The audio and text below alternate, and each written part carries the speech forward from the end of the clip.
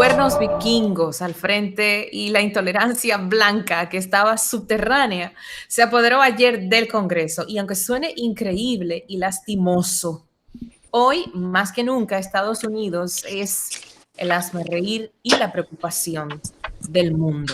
Para saber exactamente qué es lo que pasa y cómo se vive la situación en la gran nación de las barras y las estrellas, nos complace recibir al arquitecto Rodolfo Pou, experto en el tema político estadounidense y líder comunitario dominico estadounidense en la Florida.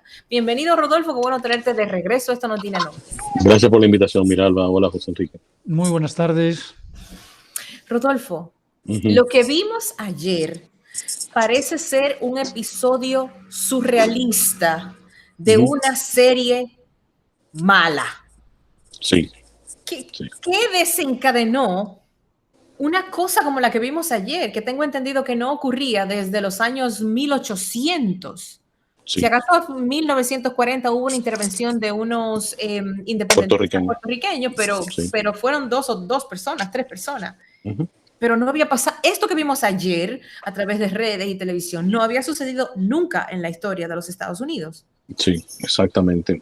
Incluso en el año 1818 1812 para la revolución, una revolución que se llevó a cabo con los ingleses de nuevo. En aquel momento sí hubieron personas que apoyaban a los ingleses y el retorno de los Estados Unidos a convertirse en colonia de nuevo, que sí se atrevieron a hacer lo que sucedió ayer. Pero el producto de ayer no es algo que comenzó con Trump. Él lo ha capitalizado. Esto comenzó hace 12 años, cuando los Estados Unidos optó por elegir al primer presidente afroamericano. Y como reacción a esa selección presidencial, los republicanos crean un segmento de su partido que se le llama el Tea Party, que quieren regresar el país a su condición original, donde los blancos representan la mayoría y, en fin, tienen control de todos los poderes. No es fácil para una nación como esta ver a un señor de tez negra o de tez, como le llamarían a nosotros, de tez marrón a los latinos, tengámosla o no, nos llaman así, verlo en una posición de poderío. Y ese Tea Party fue evolucionando, impidiendo los grandes avances de parte de Obama, a pesar de los muchos que pudo sí lograr, y finalmente verse representado en el discurso, si se quiere, racista, separatista de Donald Trump. Y él, al igual que el Partido Republicano, ha alimentado ese monstruo, al punto de que el monstruo ya ayer se desató y se le fue de la cadena. Ya ayer, con esas palabras que de siempre, de animar y de agitar, de que ahora vamos todos por la avenida Pensilvania y vayamos hasta el Congreso para apoyar a los senadores y congresistas que nos están apoyando en esta causa de que nos robaron las elecciones. Mentira. No sé, ya llegó ya ese monstruo se soltó de la cadena. Rodolfo, nunca había tampoco escuchado eso en los Estados Unidos. El discurso del robo de elecciones, el discurso de fraude, es un discurso como muy latino. Sí. Yo no recuerdo ninguna elección.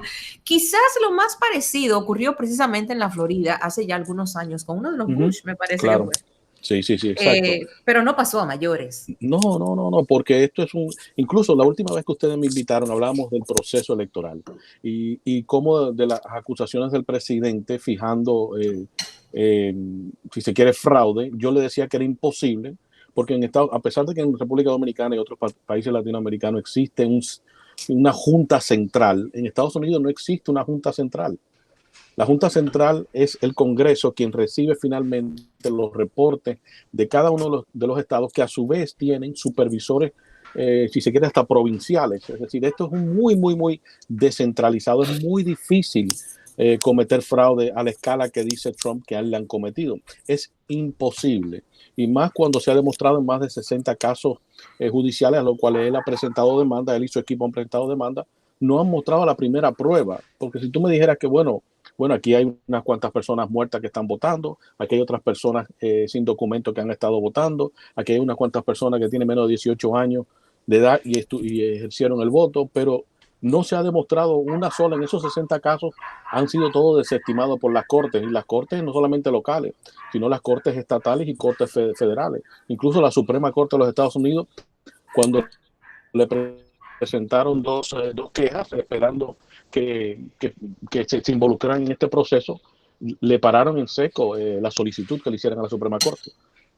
Esto, vuelvo y reitero, es el reflejo de la elección de un presidente afroamericano hace 12 años y la elección de hoy de una vicepresidenta de color, incluso ni de Jamaica, es decir, con unos padres de Jamaica y unos padres de la India. El Partido Demócrata si se quiere, la diversidad del Partido Demócrata refleja los Estados Unidos del mañana y del de hoy. Y tiene que ser muy difícil para una persona que durante mucho tiempo se sentía superior a otros segmentos de la sociedad, de un momento a otro encontrarse que el país en el cual ellos se criaron ya no existe. Bueno, yo pienso que ese país está muy cercano, aunque parezca irónico, a los fundamentos de la razón de ser y de crearse esa nación. Claro. El país de la libertad, es el país de las libertades, pero en ningún momento, en ninguna parte de la declaración de la Constitución norteamericana habla que es exclusivo de una raza, de un credo o simplemente de una creencia. Ni de un idioma tampoco, porque el idioma oficial no es el inglés. Y creo que eso que dices tiene, mira, cuando lo decías, me llegó a la cabeza la imagen de Joe Biden, que es obviamente un señor que tiene todos los elementos para ser considerado como un white man supremacy, o sea, un hombre blanco de la supremacía. Sí. Pero está a su lado una Kamala Harris, que es mezcla de razas, culturas, que es al final de cuentas lo que es ese país y lo que va a terminar siendo el mundo, porque es esa cosa de las razas y con el tiempo va a ser cada vez más inútil, porque vamos a estar todos más mezclados y más mestizos siempre. Así es. Eso no va a tener sentido. ¿Qué puede ocurrir? Yo veía esta mañana un tweet de un medio que me llamó mucho la atención, te lo voy a leer, a ver qué te parece a ti, porque a mí, bueno, me pareció el inicio de un discurso que pudiera ser, digamos, todavía más chocante que lo que vimos en el Capitolio en el día de ayer. Lo dice un medio que se llama NB, dice, el ex fiscal general Barr dice que la conducta de Trump ante la turba violenta que irrumpió en el Capitolio estadounidense fue una traición a la investidura presidencial y a sus partidarios. Orquestar una turba para presionar al Congreso es imperdonable. Sí. ¿Cabe la posibilidad de que Trump sea procesado por algún delito por lo que ocurrió ayer? Sí, claro que sí. Y hay dos aspectos de lo que puede ser. El primero, el que tú te refieres, que es lo que le llaman un impeachment, ¿verdad? Que es si se quiere, Pero ya se va en 15 días. Exactamente, pero tú puedes procesar a un presidente, incluso no estando ya en su cargo, a un presidente y a cualquier otra persona, como un impeachment, puedes hacerlo para asegurarte que jamás vuelva a ocupar una posición federal electiva o posición federal X, porque bien pudiera, si él queda desestimado o finalmente opta por la presidencia, puede muy bien postularse para senador en algún momento y encontrar los suficientes votos para ser electo. Y el impeachment impediría que él pudiera presentarse como candidato a cualquier cargo federal. Está el otro, que es la enmienda 25, donde los miembros del gabinete... Se escuchó mucho eso ayer. Sí, se escuchó mucho. ¿De qué se trata? ¿Qué es la enmienda 25? La enmienda 25 de la Constitución norteamericana dicta que los miembros del gabinete del presidente, si consideran que este es o incompetente o no tiene capacidad de ejercer a plenitud los derechos que otorga la Constitución, puede ser removido. Si la mayoría de su gabinete se presenta al Congreso y le solicita al Congreso que lleven a votación la aplicación de la enmienda 25 por incompetencia del presidente, y estos que son capaces de votar en un 66% en ambas cámaras, pueden eliminar al presidente de sus funciones y el vicepresidente asumir las funciones presidenciales. El impeachment es diferente. Después o antes de sus... Ya quedan pocos días. El impeachment puede seguir después de enero 20. Incluso el presidente puede, y sé que va a suceder, porque después del 20 el Partido Demócrata controla el Congreso en sí, ambas cámaras del Senado, igual que la de representantes, y y con ello tiene la posibilidad de traer sobre el tapete de que el presidente actuó en un acto de traición a la nación americana ayer, que no está muy lejos de esa realidad. Cuando tú le Pero él le solicitas una llamó turba, traidor a su vicepresidente Mike Pence. es que el vicepresidente constitucionalmente no tenía más que si se quiere, el derecho de hacer lectura formal de los votos que otorgaran los estados. Si fuese así, entonces no tiene sentido que un estado vote de una forma u otra si finalmente no es de gusto del presidente o el vicepresidente leer y finalmente certificar esos votos. Mira, algo que está sucediendo en lo referente a Trump, y es que dentro de la colección de mentiras hay escenarios que él dibuja o pinta que le da a entender a sus seguidores, que son prácticamente, actúan como si fuesen miembros de un culto, le da a entender a sus seguidores que hay métodos o hay canales que pueden tomarse para finalmente superar la pérdida de las elecciones.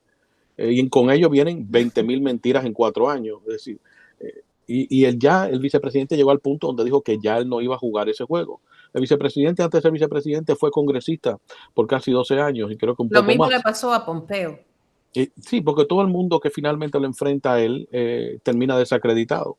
Y le pasa lo mismo. Él está en el negocio de la destrucción de las instituciones y del descrédito. Y en ese proceso, y para los que son simpatizantes y se sienten identificando con las políticas de Trump, solo hay que ver que los ciudadanos que se presentaron en el Congreso ayer de carácter terrorista, hay que verle el perfil. Y cuando usted ve ese perfil, usted dice, pero ese es el perfil de aquellos que se sienten representados por el presidente Trump. Y cuando tú ves, es decir, la óptica de eso te da a entender de que estamos lidiando con locos y con seguidores de un culto a la persona, en fin. Sí, Rodolfo, que sería caudillismo. Sí, Rodolfo, hay dos teorías como medio conspiratorias de esas, ¿no? Que a la gente le gusta especular con ellas. Una, por un lado, el hecho de que de alguna manera se sabía que en Washington estaba sucediendo este meeting donde estaba Donald Trump hablando y donde él incentivó además a que esta gente fueran a donde fueron. Claro, no hacerlo de esta manera, nunca incentivó a la violencia ni nada de eso, pero bueno, se sabía que estaba sucediendo eso en Washington y lo que no nos explicamos muchos de nosotros es cómo, sabiendo quiénes son estos seguidores que también tú acabas de describir, que no es un secreto, que todos sabemos quiénes somos y más los servicios de inteligencia de Estados Unidos y más en una ciudad como la de Washington, no hubiese pues todas las medidas de precaución para que algo como lo que sucedió ayer, sabiendo lo que estaba sucediendo de forma paralela al discurso de Trump, que era prácticamente la promulgación, que no es más que un acto protocolar, de alguna manera, porque ya los votos estaban dados. Exacto. Y lo que se hace en Estados Unidos es un acto simplemente protocolar. Un documento que llega con el informe, se firma, el vicepresidente lo promulga y se acabó.